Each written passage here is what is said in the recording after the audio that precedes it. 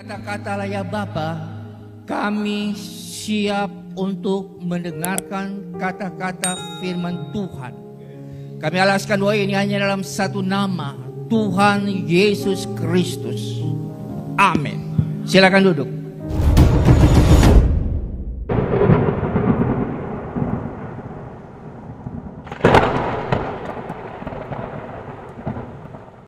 Pertanyaan saya, ada sukacita di pagi hari yang bahagia ini? Mari kita baca Alkitab. Kita baca di dalam Yohanes pasal 10 ayat yang ke-10. Alkitab berkata, pencuri datang untuk mencuri, membunuh dan membinasakan. Tetapi aku datang, yaitu Yesus datang supaya mereka mempunyai hidup dan mempunyainya di dalam segala kelimpahan. I have laid up thy word in my heart that I might not sin against thee. Tema hari ini yaitu hidup dalam pola pikir kerajaan Allah. Contoh di dalam Alkitab yang hidup dalam pola pikir kerajaan Allah. Kita baca di dalam firman Tuhan Roma pasal 14 ayat yang ke-17. Alkitab berkata, kerajaan Allah bukan soal makanan dan minuman, tetapi kerajaan Allah adalah soal kebenaran, damai sejahtera, dan sukacita dalam Roh Kudus. Kekristenan bukan dari luar ke dalam, tetapi kekristenan adalah dari dalam keluar. Contoh dari luar ke dalam. Mari kita baca di dalam Yohanes pasal yang ke-5 ayat 39 sampai dengan ayat yang ke-40. Yesus berkata kepada ahli Taurat, di mana kamu menyelidiki akan firman Tuhan untuk memperoleh hidup yang kekal. Dan di dalam firman Tuhan yang kamu teliti sudah tertulis tentang aku. Tetapi kamu tidak percaya, kamu tidak melakukan akan firman Tuhan. Ayat yang ke-42, aku tahu di dalam hatimu, di mana hatimu tidak memiliki kasih. Itulah sebabnya pada saat ini kita bisa melihat bahwa mereka dari luar ke dalam tahu firman.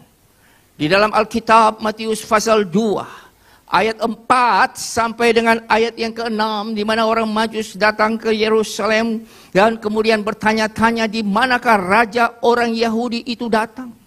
Herodes memanggil para imam tua-tua dan kemudian mereka berkata, menurut kitab para nabi, yaitu di Bethlehem di tanah Yehuda akan lahir seorang pemimpin yang akan menggembalakan umatku Israel. Mika 5 ayat 1 sampai 5. Mereka tahu, tetapi mereka tidak pergi ke sana. Mereka tidak percaya, tahu firman luarnya bagus, tetapi tidak tahu akan melakukan akan firman Allah. Dan yang hanya pergi yaitu orang Majus. Pada waktu mereka melihat Yesus, mereka penuh dengan sukacita. Mereka berlutut dan kemudian mereka mempersembahkan emas, kemenyan, dan mur. Kita bisa melihat di dalam Alkitab, yaitu Matius 23 ayat 3, dengar apa yang mereka ajarkan, tetapi jangan ikut kelakuan mereka. Karena apa yang mereka ajarkan, mereka tidak lakukan. Nah, itulah kekristenan dari luar ke dalam. Tetapi kekristenan adalah dari dalam ke luar. Metanoia. Artinya sesuai dengan apa yang dikatakan kesaksian daripada Rasul Paulus. Bahwa kerajaan Allah itu bukan soal makan dan minum. Tetapi kerajaan Allah itu adalah kebenaran, damai sejahtera, dan sukacita oleh Roh Kudus. Jadi dari dalam ada kebenaran. Jadi harus menjadi teladan, metanoia.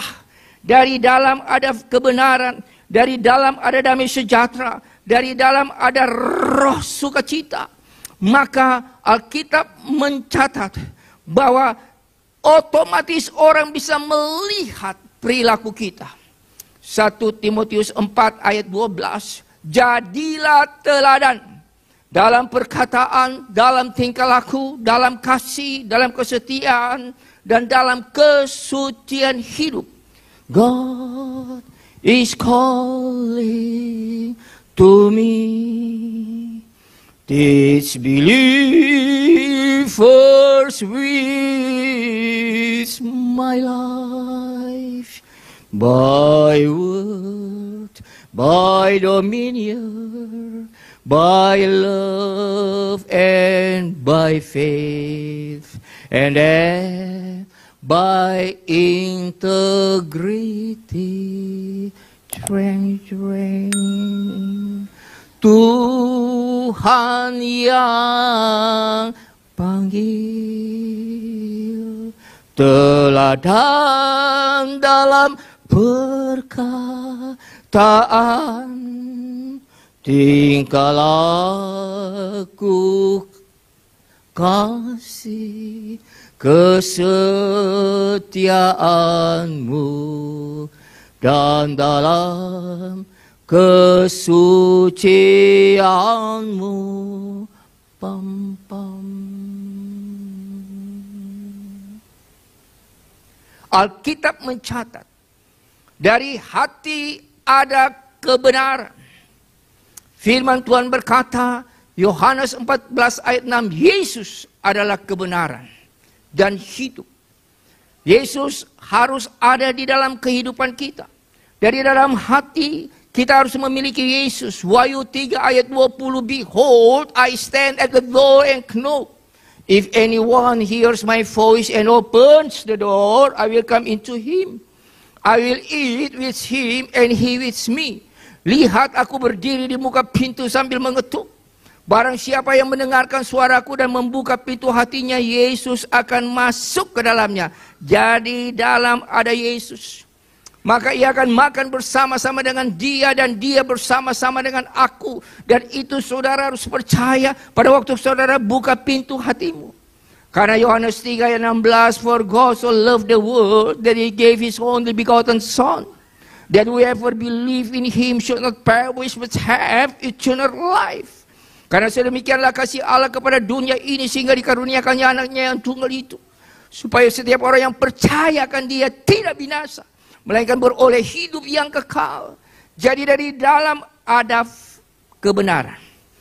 Dari dalam ada Yesus.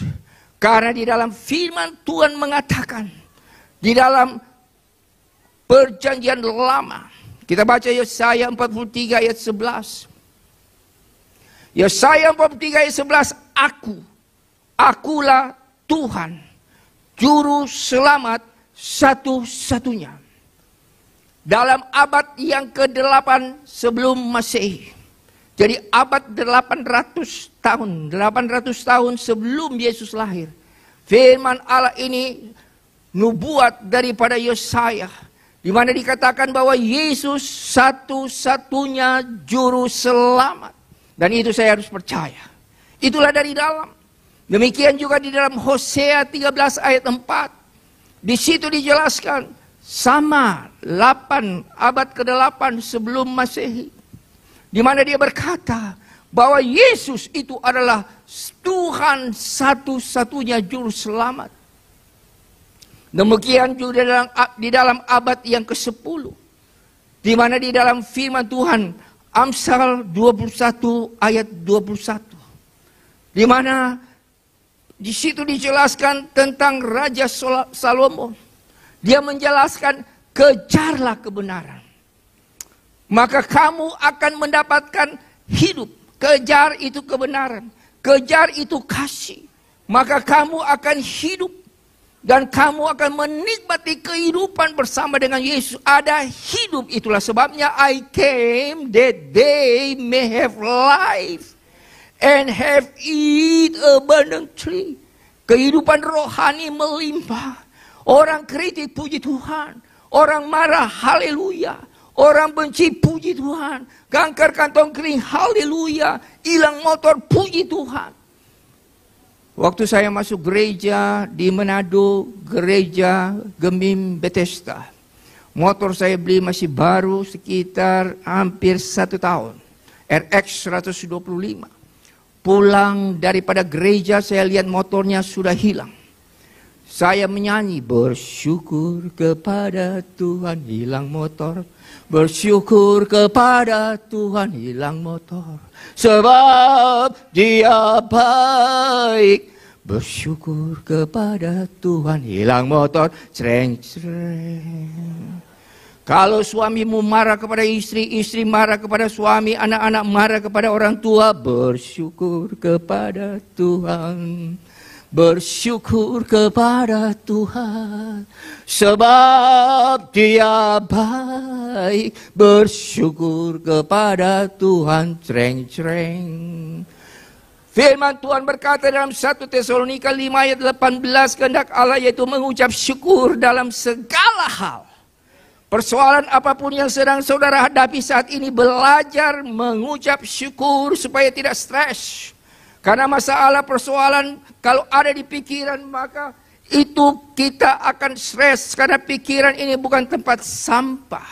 Taruhlah pikiranmu itu adalah firman Allah. 1 Korintus 2 ayat 16. We have the mind of Christ. Kami memiliki firman Kristus. Firman Tuhan berkata supaya to get you to relax. So you can respond to God's giving. Milikilah sukacita. Mazmur 37 ayat 4, bergembiralah karena Tuhan. Maka apa yang diinginkan hatimu Allah akan berikan. Kebenaran itu adalah firman Tuhan. Jadi hati harus ada firman. Yohanes 17 ayat 17, kebenaran yang menguduskan kamu. Dan kebenaran itu adalah firman Allah. Jadi Alkitab berkata di dalam Mazmur 119 ayat 11, I have laid up thy word in my heart, that I might not sin against thee. Dalam hatiku aku menyimpan janjimu supaya aku tidak berdosa terhadap engkau. Dan firman Allah itu harus tertanam di dalam hati kita. Alkitab berkata Yakobus 1 ayat 21, buang segala kejahatan yang ada dalam dirimu dan terimalah dengan lemah lembut firman yang tertanam di dalam hatimu. Jadi firman harus tertanam.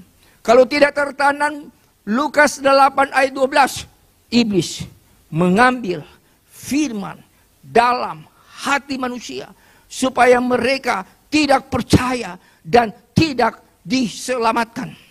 Karena apa? Tidak tertanam olehnya firman itu di dalam hati kita. Bagaimana supaya tertanam? Ada 5M. Pertama, rajin membaca Alkitab. Firman Allah berkata, Ulangan 17 ayat 19, itulah yang harus ada di sampingku, yaitu Taurat Tuhan yang harus kubaca sepanjang umur hidupku untuk belajar takut kepada Tuhan. Dan berpegang kepada ketetapan itu untuk dilakukan. 2. Roma 10 ayat 17. Iman timbul daripada pendengaran dan pendengaran oleh firman Kristus. Rajin beribadah setiap hari Minggu. Hari Senin juga ada ibadah di tempat ini malam-malam.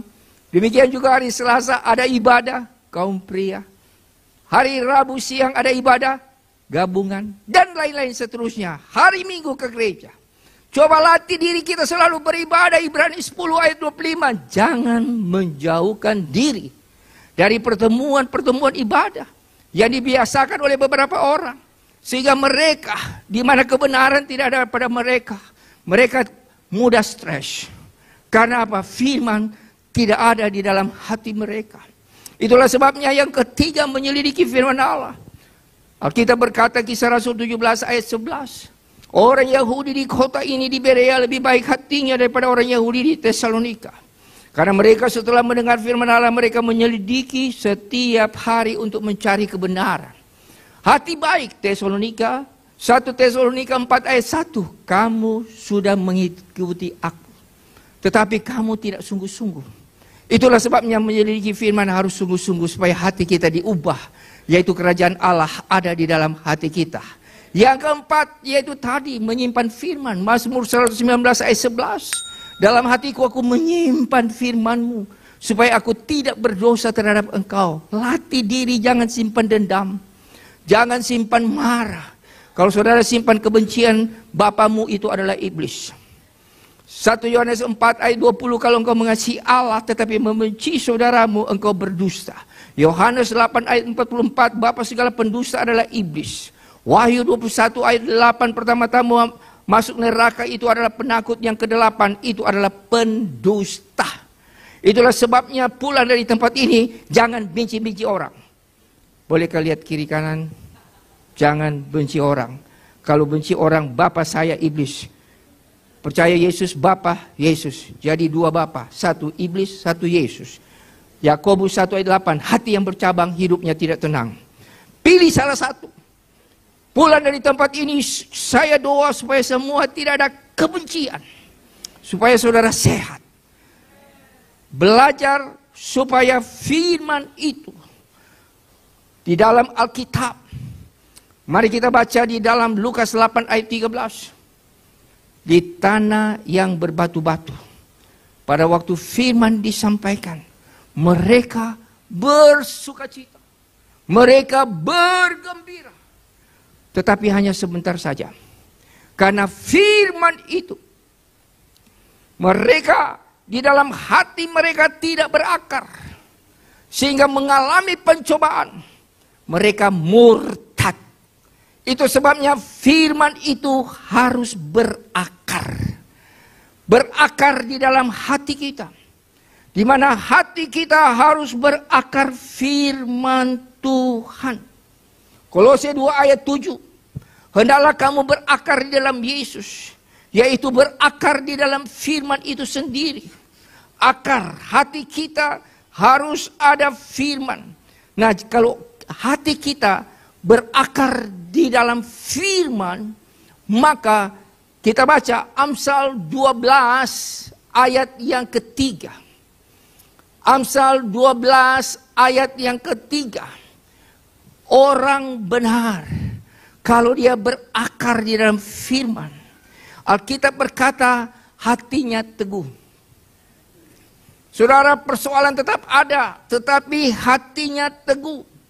Masalah tetap ada, tetapi hatinya teguh. Mengapa? Karena orang benar. Firman Allah berkata 1 Tesalonika 3 ayat 3, jangan goyang imanmu karena kesusahan-kesusahan ini. Karena kamu tahu kita ditentukan akan hal itu. Semua kita akan mengalami kesusahan. Tetapi kalau kita orang benar, akar orang benar, Alkitab berkata dia akan tetap teguh. Kemudian kita baca akar orang benar. Amsal 12 ayat 12.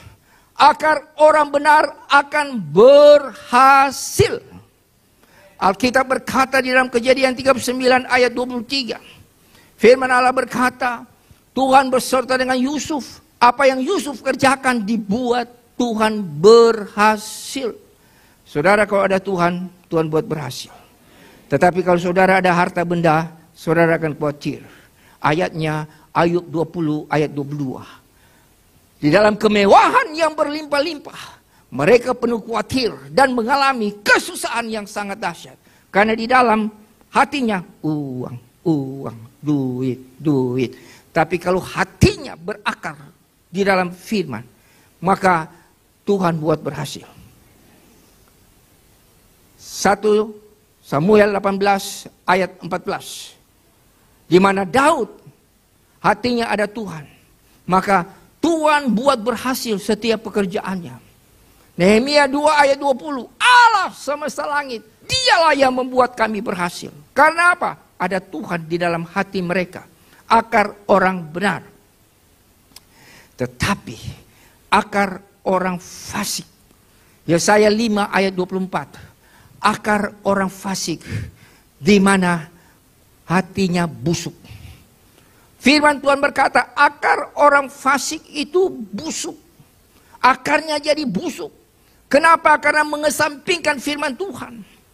Tetapi kita lihat akar orang benar. Di mana mereka ada damai, ada sukacita. Kemudian yang berikut, akar orang benar. Ibrani 12 ayat 15. Yaitu akar mereka. Kalau ada Yesus, mereka tidak ada kepahitan. Tetapi kalau mereka menjauhkan diri dari kasih karunia Allah, maka akan timbul akar yang pahit, yang dapat menghancurkan, mendatangkan kerusuhan. Karena apa? Karena di dalam hati mereka ada kepahitan. Bolehkah saudara jangan ada kepahitan? Saudara, kalau ada kepahitan, maka firman Tuhan berkata, saudara tidak ada damai sejahtera. Kita baca dalam Ulangan 29 ayat 18. Kalau akar orang fasik, maka Alkitab berkata, akarnya racun. Kenapa akar racun? Karena tidak ada firman di dalam kehidupan orang fasik. Tetapi kalau saudara, di dalam hidupmu orang benar, ada firman. Engkau pergumulan tetap ada. Tetapi Alkitab berkata, Amsal 12 ayat yang ketiga, engkau tetap teguh menghadapi pergumulan. Engkau akan sesuai dengan Amsal 12 ayat 12. Di mana engkau akan berhasil. Karena apa? Saudara, akar orang benar. Saya lihat jam dulu. Masih bisa berapa menit? Oke, masih ada 10 menit. Jadi Alkitab mencatat bahwa kalau kerajaan Allah, kesaksian daripada Rasul Paulus, yaitu kerajaan Allah bukan soal makan dan minum, tetapi kerajaan Allah adalah kebenaran. Tadi sudah dijelaskan tentang kebenaran. Sekarang yang kedua ada damai sejahtera. Yohanes 14 ayat 27, damai sejahtera ku tinggalkan kepadamu. Damai sejahtera ku berikan kepadamu. Damai sejahtera yang kuberikan tidak sama dengan dunia berikan. Jangan gentar dan gelisah hatimu.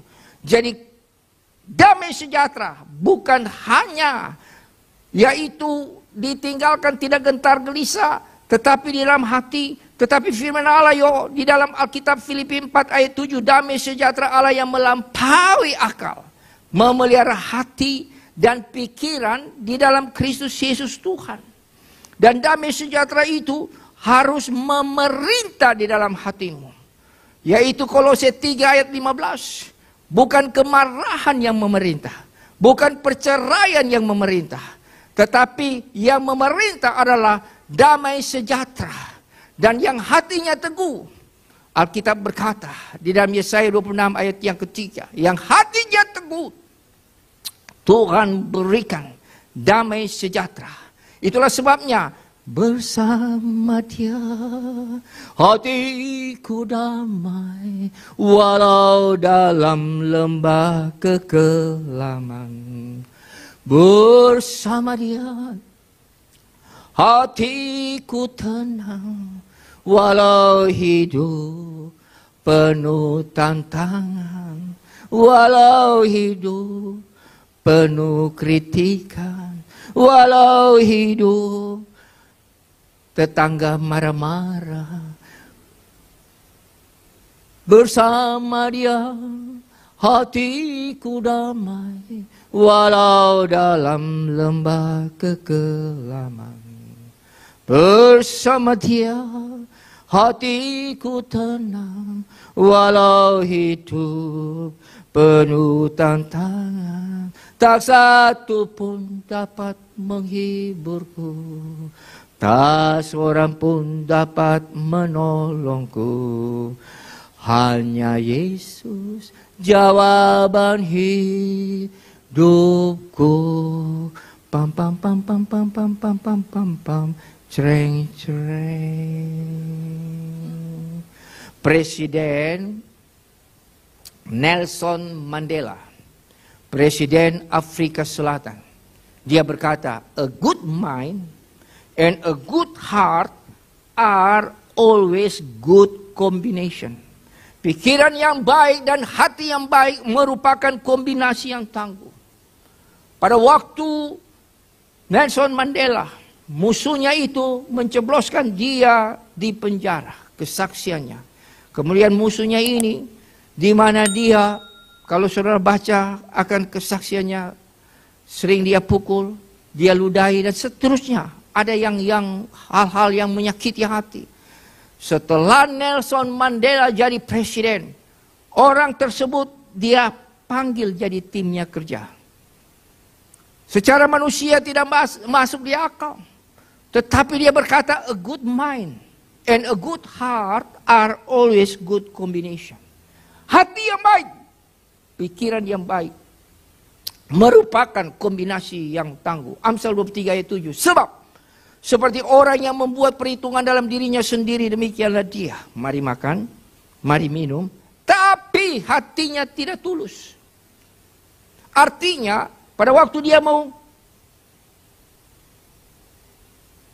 supaya dia jadi pemimpin, baik gereja, pemimpin, baik pemerintah, mungkin gubernur, wali kota, kepala daerah, dan seterusnya, mulai berbuat baik. Setelah jadi pemimpin, sudah tidak lagi berbuat baik. Karena apa? Tidak tulus hatinya. Itulah sebabnya, milikilah pikiran yang baik, hati yang baik. Itu merupakan kombinasi yang baik. Belajar pulang dari tempat ini, milikilah damai sejahtera. Kalau saudara ada damai sejahtera, saya percaya rumah tanggamu diberkati oleh Tuhan. Bisnismu diberkati oleh Tuhan. Kehidupan anak-anakmu pasti diberkati oleh Tuhan. Karena ada impartasi Yesus di dalam keluarga. Dan keluarga kepada anak cucu. Kemudian, terakhir yang ketiga. Dari dalam kerajaan Allah ada apa? Sukacita di dalam Roh Kudus. Firman Tuhan berkata di dalam Kisah Rasul 16 ayat 25 dan 26. Paulus dan Silas di penjara, dibelenggu. Kemudian mereka memuji-muji Allah. Terjadilah gempa bumi, belenggu-belenggu terlepas. Kuasa daripada pujian bisa melepaskan pergumulan saudara. Kuasa dari puji-pujian dapat melepaskan masalah saudara. Kuasa dari puji-pujian dapat memulihkan sakit penyakit. Karena apa? Di atas puji-pujian Allah hadir. Olehnya, pada saat ini kita belajar di dalam 2 Tawaris 20. Mulai ayat 1 sampai 3. Di mana Raja Yosafat menjadi takut. Apa sebab? Karena bangsa yang besar, ada 3 bangsa mau menyerang dia. Tetapi firman Allah berkata, ayat yang ke-15, 12 sampai 15. Mataku terarah kepada Tuhan. Kemudian firman Allah berkata, hai Raja Yosafat, jangan takut dan terkejut karena bangsa yang besar ini. Karena bukan kamu yang akan berperang, tetapi aku yang akan ganti berperang. Ayat 17 sampai ayat 26. Kemudian mereka mulai memuji-muji Allah.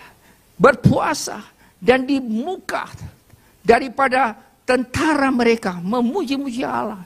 Sebenarnya di depan itu bala senjata. Tetapi ini memuji-muji Tuhan. Ketika mereka sampai, Tuhan buat musuh dengan musuh berkelahi. Saling membunuh. Pada waktu mereka sampai ayat 24-25. Mereka lihat musuh-musuhnya sudah mati. Dan mereka menjarah akan harta benda daripada musuh-musuh itu. Bolehkah mulai hari ini kita belajar to get you to relax. So you can respond to God's giving. Milikilah sukacita. Mazmur 118 ayat 24, inilah hari yang dijadikan oleh Tuhan. Mari kita bersuka-suka dan bergembira kepadanya. Kesimpulan khotbah hari ini. Dengan tema, yaitu hidup dengan pola berpikir kerajaan Allah. Kalau saudara mau hidup pola pikir kerajaan Allah, mari kita baca firman Tuhan. Saudara bisa lihat di dalam Lukas pasal yang ke-13 ayat 18 dan 19. Di mana saudara lempar biji sesawi yang kecil itu di tanah.